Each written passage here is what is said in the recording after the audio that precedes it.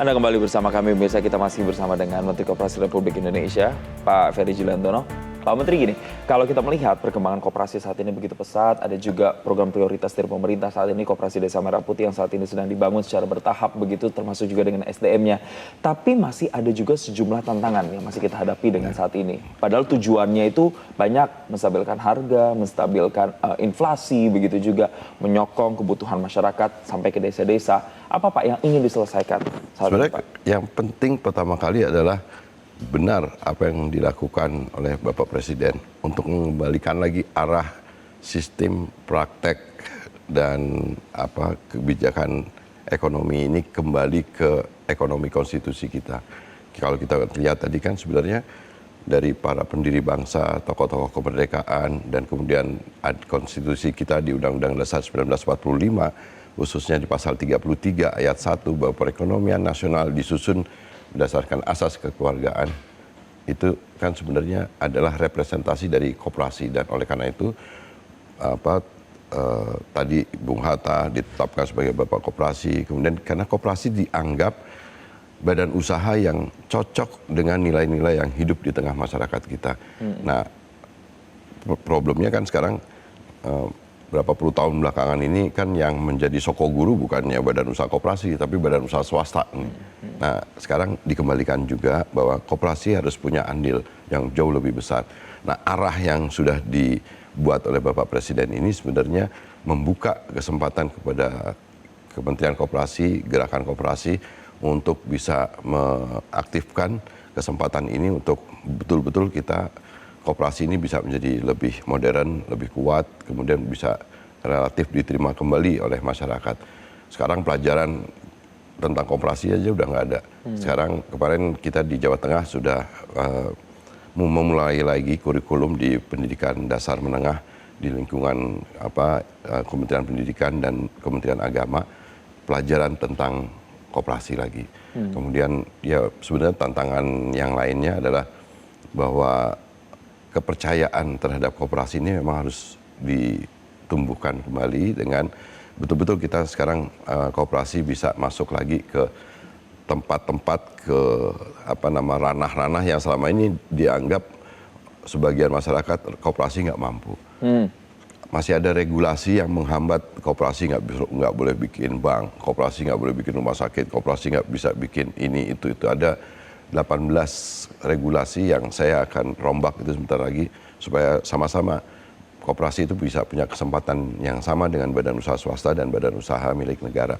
Nah, tantangannya ke depan karena memang pasal 33 ini menjadi ruh ideologi ekonomi dari bangsa ini, menurut pendapat saya Kementerian Koperasi dan Gerakan Koperasi akan menjadi palang pintu atau garda terdepan untuk membentengi dan menerjemahkan ide gagasan besar Bapak Presiden Prabowo untuk mengembalikan lagi koperasi. Dan hari koperasi ini kita akan jadikan momentum untuk mensosialisasikan lagi, kita akan resonansikan kembali tentang koperasi ke seluruh pelosok negeri. Dan ini juga akan menjadi kesempatan buat koperasi untuk membuktikan bahwa koperasi itu bisa jadi alternatif bagi kegiatan usaha produktif masyarakat. Baik. Khususnya buat Gen Z dan milenial, sebenarnya koperasi ini bisa jadi alternatif untuk bisa menjadi tempat lapangan pekerjaan mereka. Untuk generasi sekarang juga. Nah, koperasi desa, Kelurahan Merah Putih,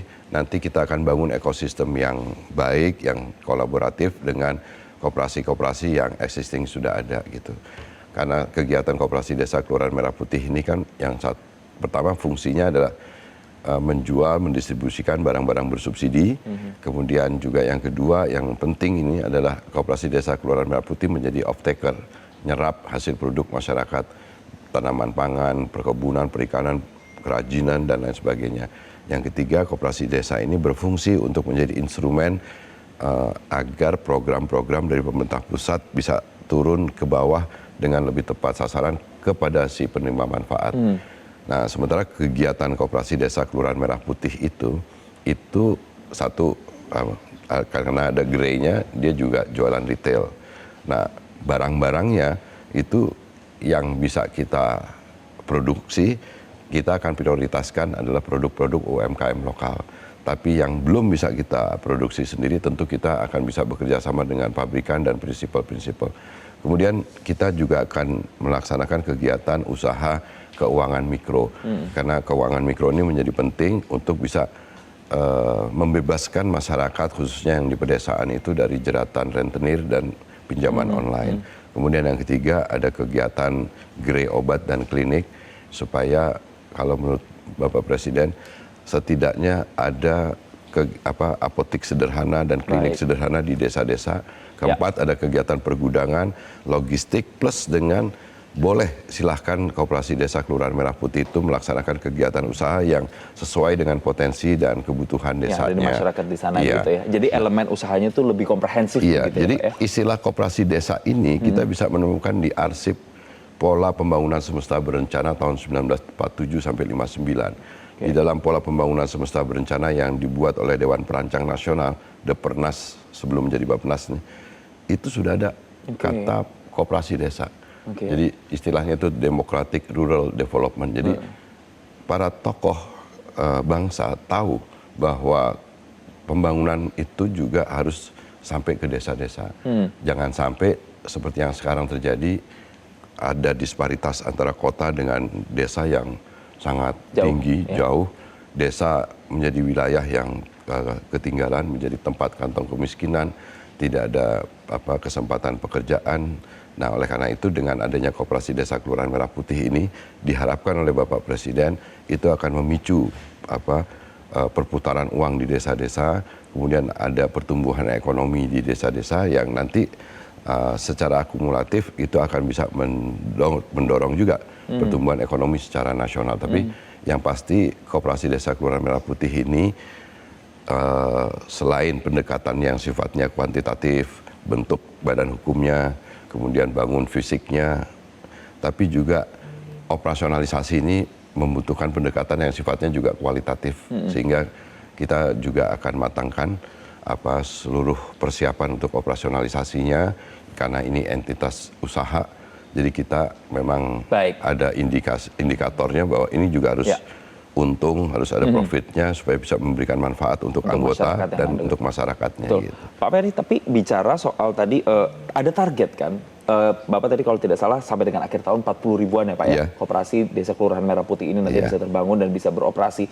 Nanti akan dibangun lagi bertahap di tahun-tahun berikutnya. Pak, tapi yang jadi pertanyaan, seberapa optimis Pak Koperasi Desa Kelurahan Merah Putih ini nantinya bisa mengakomodir betul kebutuhan warga di sana? Ini tidak hanya bicara soal kebutuhan pokok Pak, tapi kita kaitkan juga ada program misalnya MBG yang nantinya juga dikaitkan dengan koperasi ini, karena itu bisa menjadi bahan-bahan pokoknya supply ke program-program MBG Pak. Saya rasa sih sebenarnya yang pertama sekarang karena fungsinya Koperasi Desa Kelurahan Merah Putih ini juga diharapkan menjadi off-taker, misalkan nanti ada hasil produk di desa atau kelurahan itu adalah misalkan produk tanaman pangan, gabah kering panen, nanti Koperasi Desa Kelurahan Merah Putih juga bisa dilengkapi dengan dryer.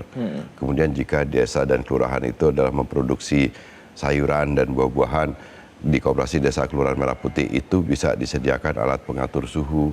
Kemudian kalau untuk di desa-desa dan kelurahan yang di pesisir nanti akan dilengkapi dengan cold storage dan lain sebagainya. Nah, hasil itu nanti bisa dijual ke dapur-dapur SPPG yang ada, bisa dijual juga ke tempat yang lain-lain.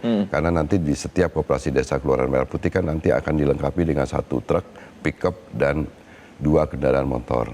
Nah, itu akan memperlancar mobilitas barang dari desa kelurahan keluar maupun dari luar ke desa dan kelurahan itu. Jadi bisa, sangat bisa kita bangun supply chain-nya itu.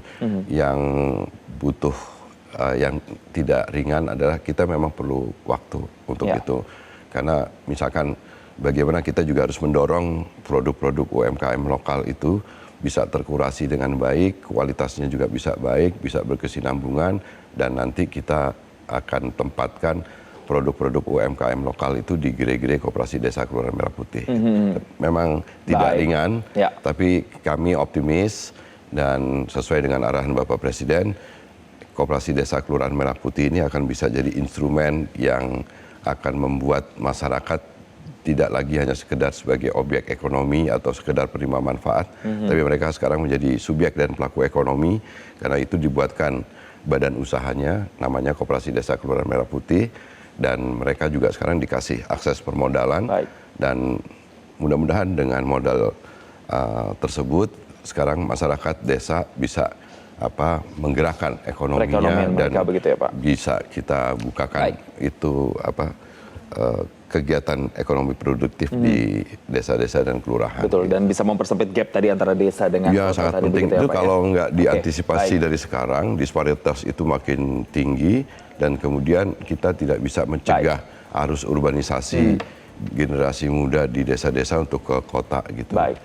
Ini yang kita harapkan nantinya apa yang saat ini sedang dikerjakan benar-benar dirasakan manfaatnya, dan betul tadi kata Pak Ferry, semoga nantinya generasi-generasi yang terkini juga bisa lebih melek lagi terhadap eksistensi dan juga manfaat dari koperasi beserta dengan tujuan dan fungsinya. Terima kasih Dan Menteri Koperasi minta Republik dukungan Indonesia. untuk Hari Koperasi. Jadi Baik. Juli ini akan kita tetapkan jadi bulan koperasi.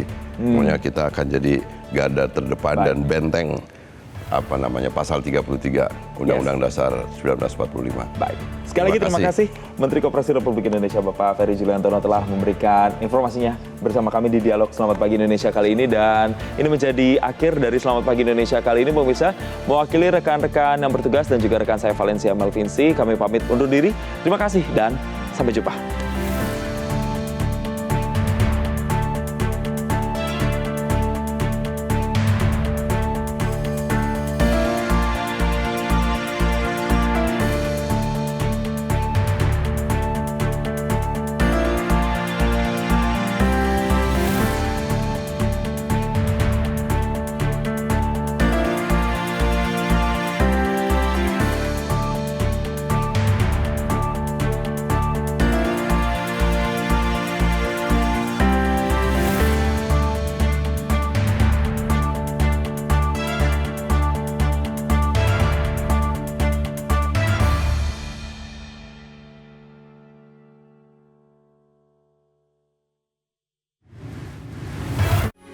Metro TV.